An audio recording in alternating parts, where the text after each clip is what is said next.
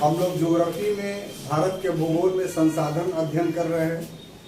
संसाधन में पूर्व के क्लासों में हम लोगों ने प्राकृतिक संसाधनों का वर्णन किया था। आज हम लोग शक्ति संसाधन पावर रिसोर्सेस को देखने जा रहे हैं। परीक्षा के दृष्टिकोण से यह सेक्शन भी काफी महत्वपूर्ण है और इससे भी ऑब्जेक्टिवली सवाल बहुत ज्यादा पूछे जाते हैं। हम जो आज के क्लास में आप लोग से डिलीवर कर रहे हैं लेक्चर्स, उसमें नवीनतम डेटा जो उपलब्ध है उसके आधार पर बातें की जा रही हैं। इसलिए आपको किसी और स्रोत से इन नवीन डेटा को देखने की कोई आवश्यकता नहीं। जहां तक ऊर्जा या शक्ति संसाधन का प्रश्न है, तो सबसे पहले हम इस शब्द पे वर्णन करना चाहते हैं कि व्हाट इज एनर्जी रिसोर्सेस। आखिर शक्ति संसाधन है क्या चीज? तो फिजिक्स के मुताबिक अगर देखें, भौतिक शास्त्र के मुताबिक देखें, तो शक्ति उसको बोलते हैं जिसमें कार्य करने की क्षमता हो। The capacity of work is या कॉल्ड पावर, एनर्जी। अब अगर शक्ति करने का सामर्थ्य की जहां तक बात है, काम करने के सामर्थ्य की बात है, तो ये अनादिकाल से धरती पर उपलब्ध रहा है, आज भी है। लेकिन अनादिकाल से जो धरती पर उपलब्ध रहा है उसमें पूर्ण रूप से प्राकृतिक शक्ति संसाधनों का बाहुल्य था। उसमें सबसे पाइवटल रोल जो अदा कर रहा था, सबसे महत्वपूर्ण भूमिका जो अदा कर रहा था, वो सूर्य कर रहा था। शक्ति का मुख्य स्रोत उस समय भी सूर्य था और आज भी सूर्य है। और इस प्राकृतिक संसाधन से मनुष्य शक्ति लेकर करके सांसारिक कामों को संपन्न करता था। मनुष्य शक्ति कैसे लेता था सूर्य से, ये आप हम समझते हैं, पूर्व से भी जानते होंगे। सिर्फ क्रम को पूरा करने के लिए हम बता देते हैं कि शक्ति का मुख्य स्रोत जो होता है, एनर्जी का मुख्य स्रोत जो है वो सूर्य है। कैसे है कि सूर्य प्रकाश, सन इंसोलेशन से ही पौधे अपना खाना बनाते हैं। अगर सूर्य प्रकाश देना बंद कर दे तो फोटोसिंथेसिस, प्रकाश संश्लेषण की क्रिया पौधे में नहीं होगी, और पौधे में जब प्रकाश संश्लेषण की क्रिया नहीं होगी तो फिर पौधे में कोई फल फूल नहीं लगेगा या कोई पादप उत्पन्न नहीं होगा, ऑक्सीजन उत्पन्न नहीं होगा। तो जब पादप और ऑक्सीजन उत्पन्न नहीं होगा तो ऐसी परिस्थिति में उस पर निर्भर रहने वाले जीव, जिसमें हम लोग भी शामिल हैं, उनको भी भोजन नहीं मिलेगा। तो जब भोजन नहीं मिलेगा तो उनकी भी कार्य क्षमता समाप्त हो जाएगी, यानी उनके पास भी शक्ति नहीं रहेगी। तो इस तरीके से आरंभ से ही और अभी तक शक्ति का मुख्य स्रोत सूर्य ही रहा है, इसमें दो राय नहीं। और उसके बाद शक्ति के स्रोतों का अगर निर्माण किया गया तो यांत्रिक प्रक्रिया के माध्यम से, मैकेनिकल तरीके से, बड़ा गौर से समझिए। जैसे उदाहरण के लिए आरंभ में पत्थर को तोड़कर औजार बनाना था, तो मनुष्यों ने क्या किया कि पत्थर को जमीन पर पटक करके, जिसको पटकन विधि बोलते हैं, या दो पत्थरों को आपस में लड़ा करके, जिसको चटकन विधि बोलते हैं, ये पटकन और चटकन विधि से औजारों का निर्माण किया पाषाण काल के लोगों ने। और उन औजारों का प्रयोग शक्ति संसाधन के रूप में किया। तो ये यांत्रिक विधि से बना हुआ शक्ति उत्पन्न करने का स्रोत था। लौह युग आया तो लोहे का हथौड़ा बनाया हम लोगों ने, लोहे का कुदाल बनाया हम लोगों ने, लोहे की खंती बनाई हम लोगों ने। तो ये सब एक शक्ति संसाधन के रूप में इस्तेमाल होता रहा। और टेक्नोलॉजी चेंज किया तो मैकेनिज्म का प्रयोग करके, यांत्रिकी का प्रयोग करके हम लोगों ने कैंची बनाया, दो धारों को एक स्क्रू से टाइट करके तो फिर चीजों को अच्छे ढंग से काटा जाने लगा, तो भी शक्ति के स्रोत थे। कहने का अर्थ यह है कि मनुष्य यांत्रिकी के प्रयोग करके शक्तियों का अधिक से अधिक उपयोग करना शुरू कर दिया, लेकिन शक्ति का एक क्रांतिकारी परिवर्तन तब आया जब प्राकृतिक शक्तियों का प्रयोग मनुष्यों ने शक्ति के उत्पन्न करने के लिए करने लगे। यहां पर शक्ति के उत्पन्न करने का अर्थ क्या है कि जो शक्ति का स्रोत ऊष्मा था, एनर्जी था सूर्य का, उस प्रकार का एनर्जी धरती पर पाए जाने वाले कुछ तत्वों से प्राप्त करने की कोशिश की जाने लगी। उस प्रकार की ऊष्मा धरती में पाए जाने वाले कुछ पदार्थों से प्राप्त करने की कोशिश की गई, और ये सब चीजें जो हुई वो 19वीं शताब्दी में हुई, 19th सेंचुरी में। 19th सेंचुरी में शक्ति के बहुत सारे सोर्स उभर करके सामने आए, जिनमें कोयला और पेट्रोल सबसे महत्वपूर्ण था। और ये ऐसा एनर्जी रिसोर्सेस था कि जिसने मानव को के जीवन में एक क्रांतिकारी परिवर्तन ला दिया। और अब ये शक्ति संसाधन का सूक्ष्मतम रूप नैनो टेक्नोलॉजी के रूप में हम लोग के सामने उभर करके सामने आया, एटम टेक्नोलॉजी के रूप में हम लोग के सामने आया है कि एक छोटा सा सूक्ष्म कण से हम शक्ति का विद्युत के रूप में इतना बड़ा पावर इस्तेमाल कर ले रहे हैं कि उससे सभी की शक्तियां पूरी हो जा रही हैं, सभी का एनर्जी रिक्वायरमेंट पूरा हो जा रहा है। तो इस तरीके से वर्तमान समय में जब एनर्जी रिसोर्सेज की बात हम करते हैं तो वो परंपरागत जो प्राचीन काल से एनर्जी की रिसोर्सेज थे, जिसका वर्णन अभी अभी हमने किया है, उससे कुछ हट कर है।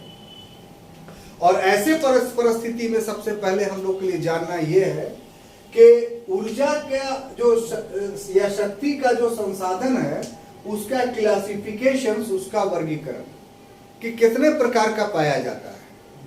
ठीक है, तो इसमें पाए जाने के का जो आधार है वो ये कि एक वो जो परंपरागत रूप से बहुत पहले से हम लोग प्रयोग करते चले आ रहे हैं, और दूसरा वो कि नवीन रूप से यानी अभी 20वीं शताब्दी में जिसका हम लोगों ने प्रयोग करना शुरू किया। तो परंपरागत रूप में कन्वेंशनल जो एनर्जी के सोर्सेज हैं उसमें कोयला आएगा, पेट्रोल आएगा, प्राकृतिक गैस आएगा, विद्युत आएगा। विद्युत उत्पन्न करने के भी बहुत सारे सोर्स हैं, जैसे thermo electric power, hydro electric power, nuclear electric power, ये सब हम लोग पढ़ेंगे। तो सभी के सभी जो है माने हाँ, और गैर परंपरागत में जो है जैसे सौर ऊर्जा, पवन ऊर्जा, ज्वारीय ऊर्जा। सौर ऊर्जा को सोलर एनर्जी हम लोग बोलेंगे, ठीक है, इसको क्या बोलेंगे? सोलर एनर्जी बोलेंगे हम लोग। इसको बोलेंगे विंड एनर्जी हम लोग बोलेंगे, इसको बोलेंगे टाइडल एनर्जी हम लोग बोलेंगे, ठीक है। इसको जियो थर्मल एनर्जी हम लोग बोलेंगे, जियो थर्मल एनर्जी बोलेंगे इसको बायोगैस को बायोगैस को। तो ये सब नवीनतम है, यानी अगर ऐसे कहिए तो ये हम लोग 19th सेंचुरी से हम लोग इस्तेमाल करना शुरू किया, और ये जितना निकला ये सब 20th सेंचुरी से हम लोग के पास आया। लेकिन इसका एक दूसरा वर्गीकरण भी है कि जो परंपरागत स्रोत थे उसका एक दूसरा नामकरण है अनवीकरणीय, नॉन रिन्यूएबल। जिसका अर्थ क्या हुआ? जिसका अर्थ यह हुआ कि इसका एक बार प्रयोग करने के बाद दोबारा प्रयोग नहीं होगा। जैसे कोयला हमने इस्तेमाल किया, राख हो गया, फिर तो कोयला उससे मिलेगा नहीं। पेट्रोलियम इस्तेमाल किया, धुआं बन के निकल गया, फिर तो मिलेगा नहीं। इसी तरह प्राकृतिक गैस इस्तेमाल किया, धुआं बन के निकल गया, नहीं मिलेगा। विद्युत है, स्टोर ही नहीं कर सकते हैं, इस्तेमाल किया, खत्म हो गया। बना आप जला रहे हैं, ये जो आपको बिजली मिल रही है ये डायरेक्ट जहां से जनरेट हो रही है वो आ रही है। अगर इसको आप इस्तेमाल नहीं कीजिएगा तो ये खत्म हो गया, डिस्ट्रॉय हो गया। इसका स्टोरेज नहीं कर सकते, पता है कि नहीं आप? इसके पावर को कम बेसी कर सकते हैं, जो ट्रांसफार्मर लगा हुआ आप देखते हैं। दूसरी तरफ है कि जैसे सौर, आप सूरज की एनर्जी को इस्तेमाल किए तो वो एनर्जी खत्म नहीं हुई, उसको स्टोर कर सकते हैं आप, ठीक है। पवन का, पवन से आप पवन चक्की चला रहे हैं तो वो पवन ढकेल रहा है, पवन चक्की चल रहा है, बिजली बन रही है। तो जो पवन उसको ढकेल रहा है वो पवन समाप्त नहीं हो जा रहा, वो पवन पवन ही रह रहा है। इसलिए वो सब का सब क्या रिन्यूएबल सोर्सेस में आता है।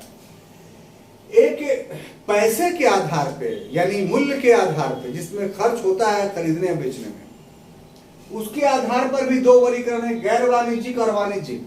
हालांकि आज का युग तो ऐसा आ गया है कि गोईठा मिट्टी ये सब बिक रहा है तो उससे ही पैसा इस्तेमाल हो रहा है।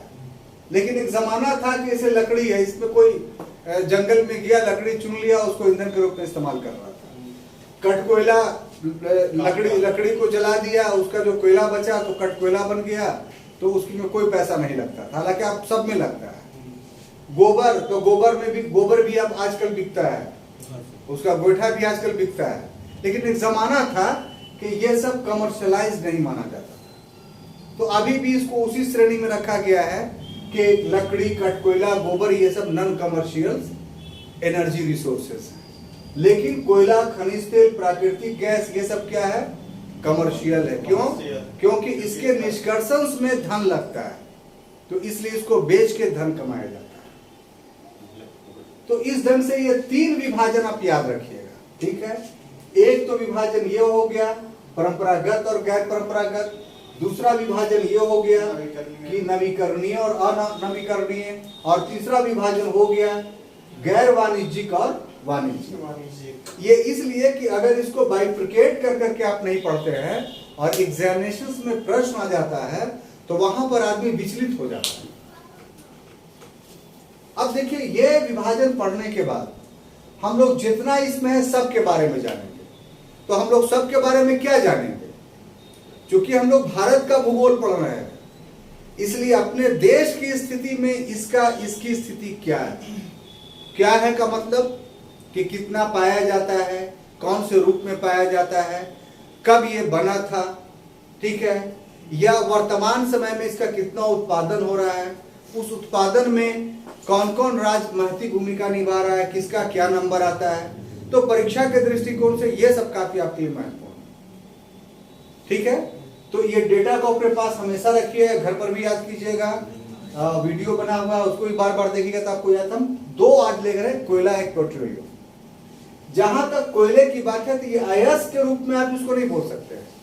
बोलचाल की भाषा में आप बोल दीजिए कि यह अयस्क है उसका, लेकिन टेक्निकली गलत है टर्मिनोलॉजी। ये कोयले का रूप है, ठीक है।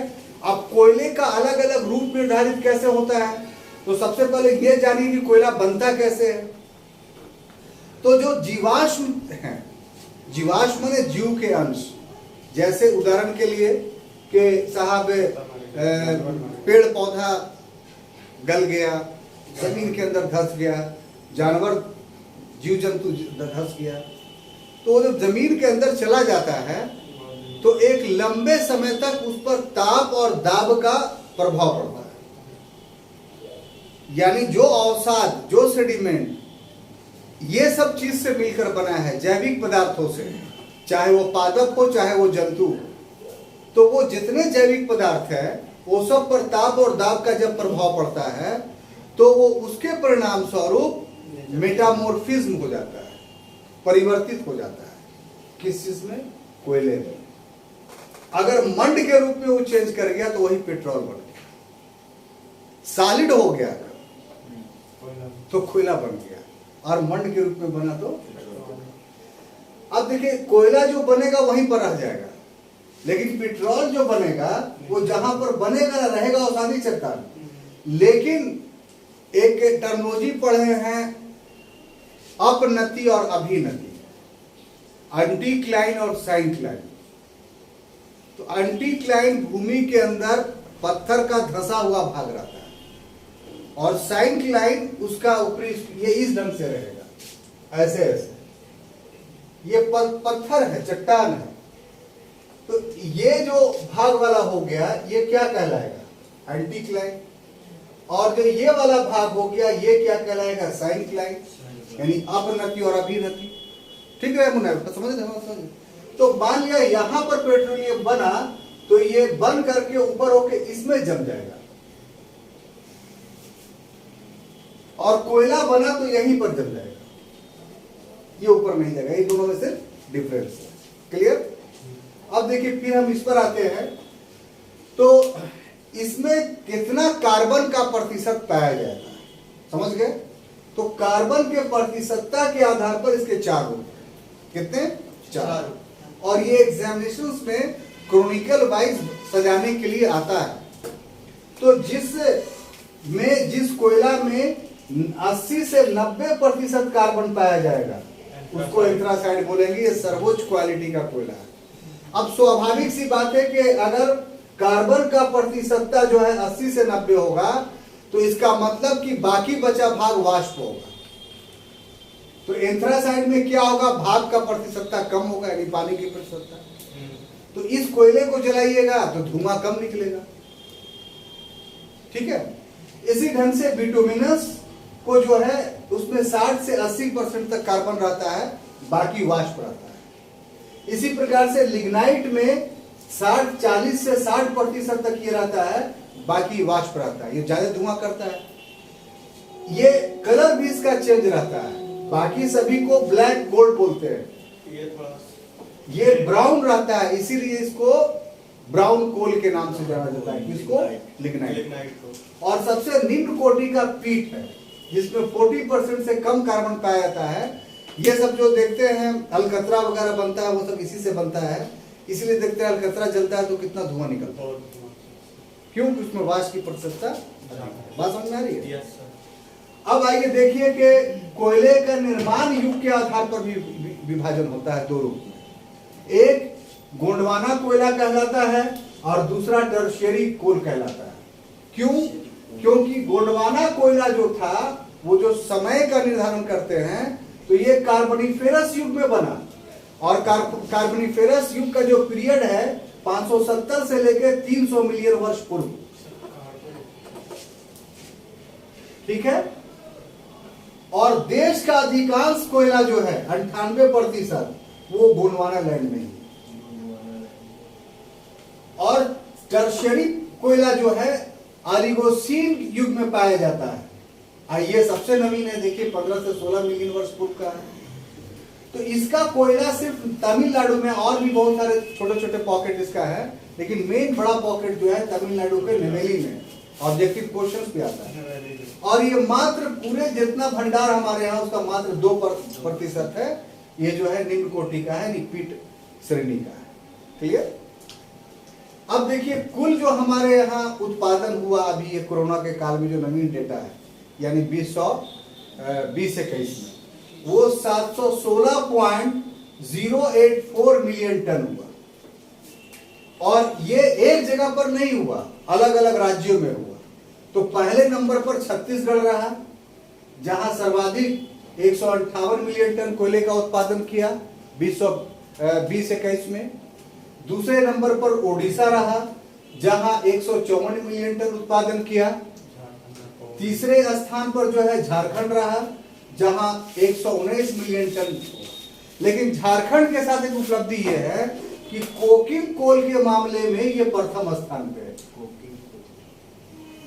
ये कोकिंग कोल वो है जो इस्पात उद्योगों में प्रयोग होता है, इसमें एकदम धुआं नहीं निकलता है। ठीक है? अब पेट्रोलियम क्या? ये औषधि सेल में पाया जाएगा, टर्शरी युग में मिलता है ये। तो ये हमारा देश पेट्रोलियम प्रोडक्ट के मामले में काफी निर्भर। जितना भी हमारा रिक्वायरमेंट है उसका लगभग 70% भाग हम आयात करते हैं। हमारे देश में जो पेट्रोलियम है वो हमारी आवश्यकता का मात्र 30% है। और इसकी खोज का अगर हम उद्भेदन का बात करें तो सबसे पहले 1860 में इसको खोजा गया मार्गेरिटा ऊपरी आसाम में। और ये खोजा कैसे गया? तो रेलवे ट्रैक बिछ रहा था, तो रेलवे कंपनी जो थी उस कंपनी ने इसको खोजा था, कोई बहुत फायदा नहीं हुआ। उसके बाद 1889 में डिगबोई में खोजा गया, जहां से कच्चे तेल निकाले जाने लगे। फिर यही दो था जो आजादी से पहले का था। व्यापक पैमाने पे आजादी के बाद खोजे गए तो 1954 में नहरकटिया में, उसके बाद खंभात की खाड़ी में 61 में, और 76 में बॉम्बे हाई में। ये सब काफी इंपॉर्टेंट है परीक्षा के दृष्टिकोण से। ये सब डेट आपको सीक्वेंस में याद रखना पड़ेगा। बॉम्बे हाई, हाँ, बम्बई से 100 किलोमीटर समुद्र के अंदर है। हाँ, वही है। भंडार का जहां तक है तो कच्चा तेल का हमारे पास भंडार जो है 603.37 मिलियन टन का है, और प्राकृतिक गैस का 1371 क्यूबिक मीटर तक है। उत्पादन जो हुआ हमारे देश में वो 50-51 में मात्र 0.27 MMT का मत हुआ मिलियन मीटर टन, और 1919 और 20 में 32.17 MMT उत्पादन हुआ। सारा जो उत्पादन हुआ उसमें बंबई हाई का योगदान 65%। अगर सेकंड नंबर पर अगर बात करें तो गुजरात का जो अंकलेश्वर है वो इस पर आता है। बाकी आसाम उसम से अब उतना तेल का उत्पादन नहीं होता है। तो ये था छात्रों शक्ति संसाधन के बारे में पूरा विवरण। हम समझते हैं कि आपको पूरी बात समझ में आ गई होगी। अब हम लोग अगले क्लास में अगले शक्ति संसाधन का वर्णन करेंगे। Thank you.